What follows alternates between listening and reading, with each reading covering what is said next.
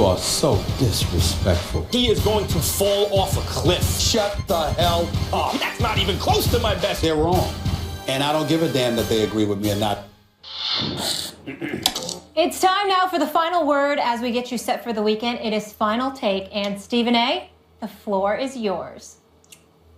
Thank you, Molly. As I sit here reflecting on the season that Cam Newton has had, I find myself a bit hesitant to come to the defense of an individual that threw for 35 touchdowns and just 10 interceptions last year, leading the Carolina Panthers to a 15-1 record and ultimately a berth in the Super Bowl, only to find himself at 4-6 this year, having just 14 interceptions compared to the 35 last year.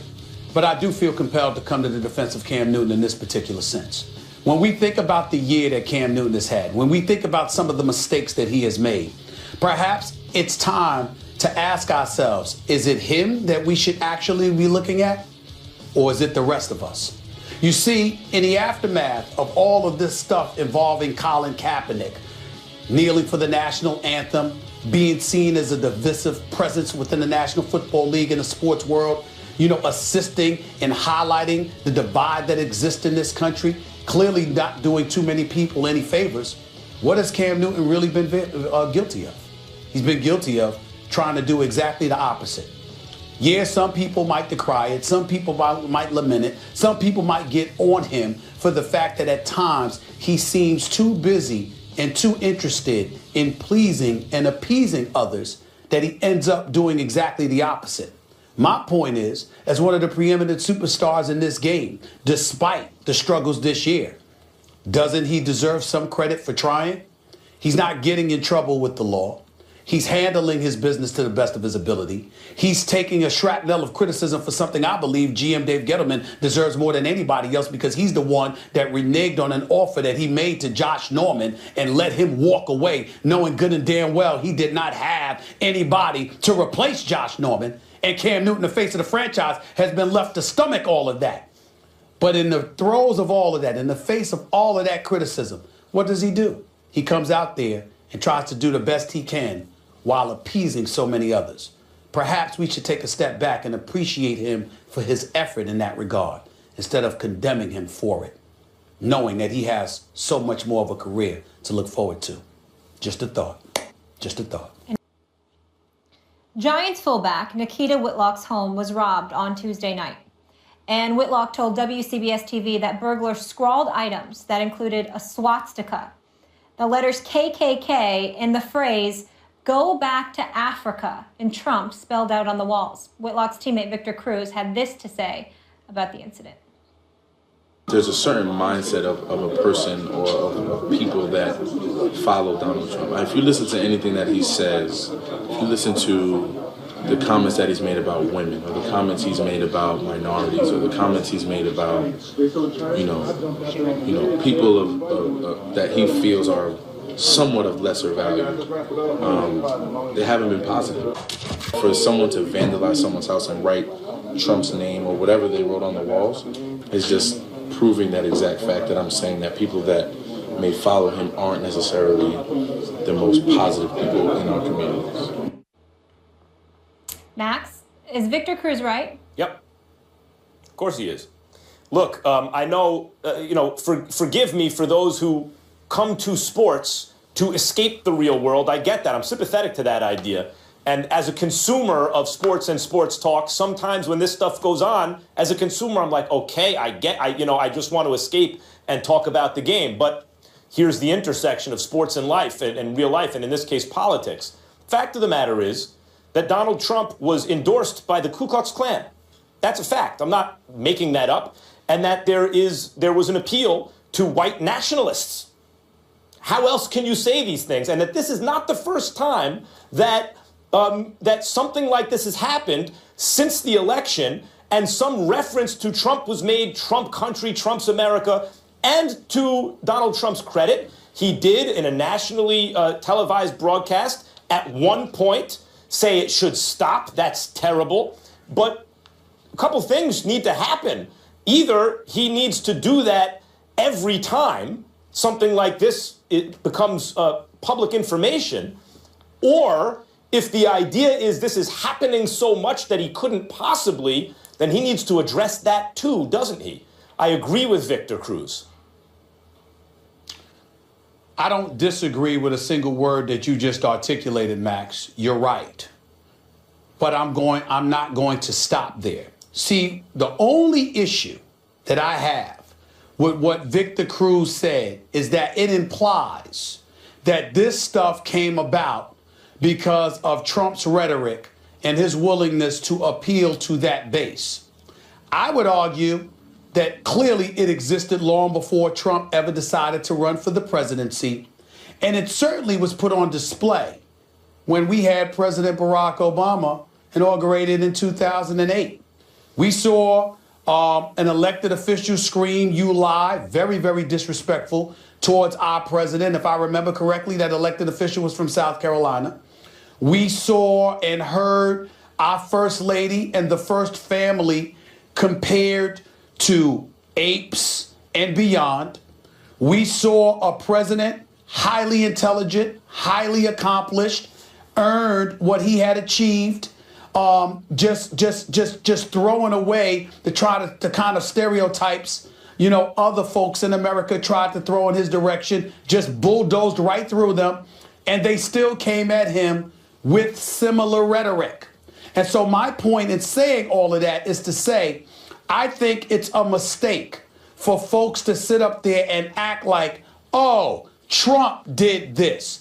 He certainly wasn't as responsible as we would like a presidential candidate to be in terms of the rhetoric that he was spewing and what it ultimately assisted in further inciting.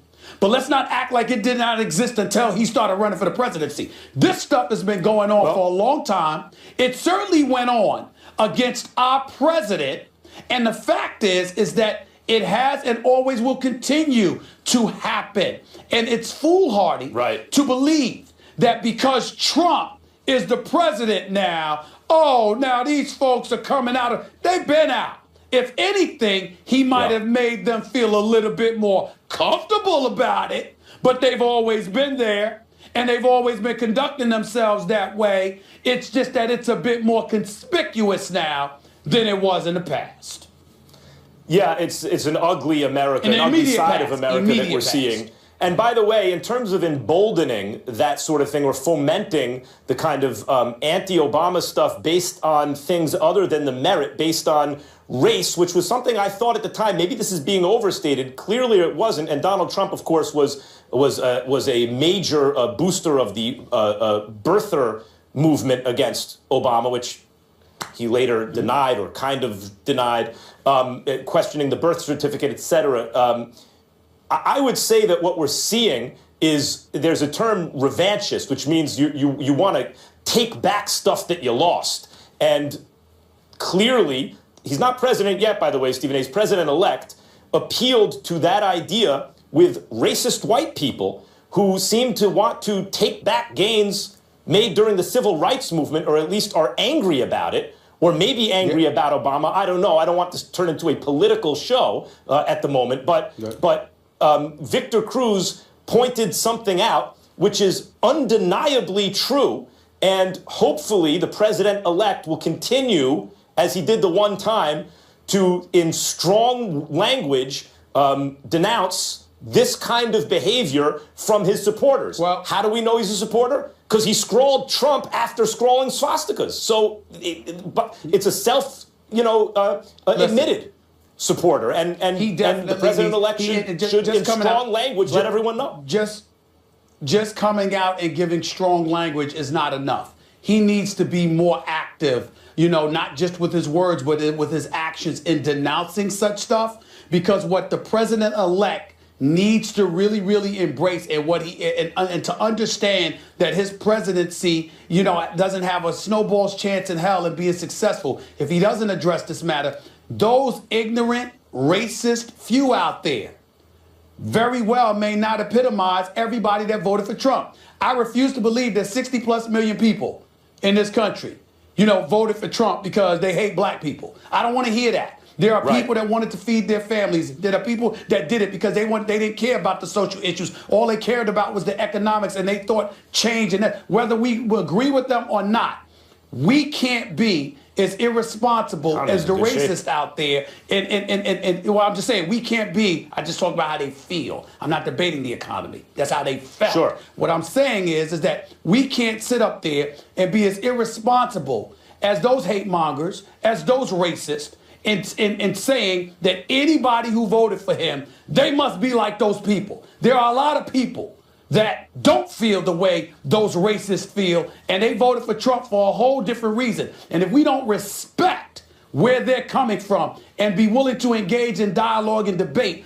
based on that level, then we're no better than the racist that we're decrying right now. We have a responsibility to be that way. We are better. No, that's not true. We are still better than the racists, but you're right. It is a lowering of kind of decent standards, because many of the voters were also just people susceptible to low-quality information. Yep. And I just want to add one more thing. Obviously, at the end of the day, after a long, hard day's work, you go home to try to feel safe. And I feel so sorry for Nikita, how awful that is, that he can no longer feel safe in his own home. And I hope they find these cowards that did this and they're punished appropriately. Louisville's Lamar Jackson is the real deal and looks to be the favorite to bring home the school's first Heisman Trophy. Jackson was the third player in FBS history to record 30 pass TDs and rush for 20 more. The other two players, Cam Newton and Stephen A's friend, Timmy Tebow, went on to win the Heisman. Max Kellerman, you've said that Jackson has won the Heisman 6 different times this season. Do you still feel he should win it? A big Lamar Jackson fan. I was really rooting for him. And I saw where people were, the answer is no. He won it 6 times. He lost it like twice. And at the end of the year, yeah. What? After all, you've been bugging me for months. That we don't even need to talk about the Heisman, and he's won it 5 times over. And what? He'll get it. He's still going to get it. He just wouldn't have my vote. I don't care where he gets down. I'm asking you. You're going to sit here on national television after 5 months of telling us that we don't even need to talk about it. He's got the Heisman. What? Oh, my life. Go ahead, Max. Go ahead, buddy. Go ahead, man. Take your time. Explain this one. Take your time. The floor is yours. When the facts change, I change my opinion. What do you do, sir? To quote Cain's, look, he did. He won it 5 or 6 times. I was rooting for him to do it. I didn't like the fact that I would read and hear people, the Geno Smith. Why? Because Geno had this incredible first half and a terrible second half, and it looked like almost 2 different seasons. Like, what do you see in Geno Smith and Lamar Jackson? But he pulled a little mini Geno at the end of the season. He really did. He went from just amazing, so much better than everyone else, to ultimately, that's not a playoff team. And you can't say it's because of his play, but his poor play at the end of the season didn't help matters. If I had a vote for the Heisman, I'd give it to Jonathan Allen, the defensive lineman on Alabama. The defensive player of the year on the best defense, the best player, and they never give it to a defensive player. I don't know why. Why not? Why not give it to a defensive player? Do people believe defense wins championships, or are we just all paying it lip service? He was the best defensive player in the... Let me rephrase. He's the best college football player, period, right now. Why isn't... And he's on the best team. Why isn't that the Heisman? Well, first of all, Max Kellerman, the Alabama defense, period, is so elite. It can make most average defensive linemen look stout because they give you all the time in the world to get to the quarterback because they locking down receivers. That's number one. That's just a little point that I throw out there. I don't know if it has an impact, but I'm throwing it out there. The secondary is so elite that ultimately the defense overall is so elite that you can't pin down. You can't focus on one individual because they got studs all over the place. Paul Feinbaum has said this might be the greatest defense you've ever seen in college football, and you're giving me one guy on their defensive line. Good luck with that. Number two, That's right. That's right. Deshaun Watson, listen, the Deshaun Watson, major props to him for this year. I can appreciate the fact that he threw for damn near 600 yards against Pittsburgh, but he did throw the ball 70 times. He threw three interceptions in a couple of games as well, including against Louisville, even though he had 5 touchdowns in that game. It's no question in my mind Lamar Jackson's got to get this. I don't like the loss to Kentucky. He threw 3 interceptions in that game too, by the way, but they dropped 38. They got punked and smacked around by Houston collectively. He wasn't protected. Dudes weren't getting open.